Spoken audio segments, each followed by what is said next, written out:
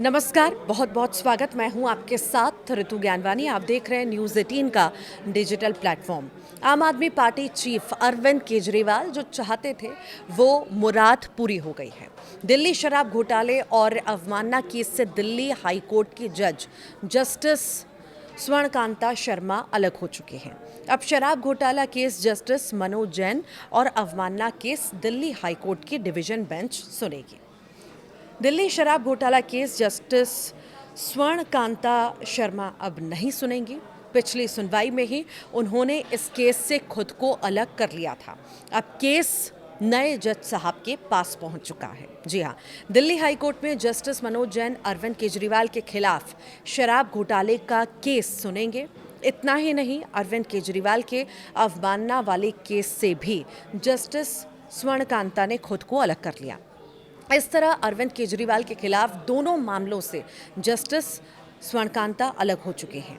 CBI ने अरविंद केजरीवाल और बाकी आरोपियों को ट्रायल कोर्ट द्वारा दी गई डिस्चार्ज राहत को चुनौती दी है। इस मामले में अब कल यानी मंगलवार को सुनवाई होगी। इससे पहले जस्टिस स्वर्णकांता शर्मा इस मामले की सुनवाई कर रही थी। हालांकि अरविंद केजरीवाल और बाकी के खिलाफ आपराधिक अवमानना की कार्रवाई शुरू होने के बाद उन्होंने खुद को मामले से अलग कर लिया था। आपराधिक अवमानना मामले की सुनवाई कहां होगी? देखिए, अरविंद केजरीवाल के खिलाफ आपराधिक अवमानना मामले की सुनवाई अब दिल्ली हाई कोर्ट की डिवीजन बेंच में होगी। इस बेंच में जस्टिस नवीन चावला और जस्टिस रविंदर जडेजा जो हैं शामिल रहेंगे।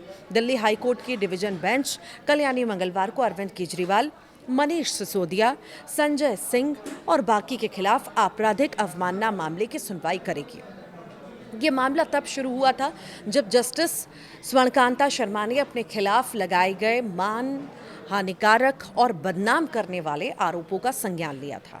दिल्ली हाई कोर्ट ने पिछली सुनवाई में कहा था वो अवमानना की कार्रवाई शुरू करेगा, क्योंकि आम आदमी पार्टी के नेताओं जिसमें अरविंद केजरीवाल, मनीष सिसोदिया और बाकी से जुड़े उत्पाद शुल्क जो हैं नीति मामले की सुनवाई के संबंध में न्यायमूर्ति स्वर्णकांता शर्मा के खिलाफ कथित तौर पर अत्यंत अपमानजनक और मान हानिकारक सामग्री प्रसारित की गई थी।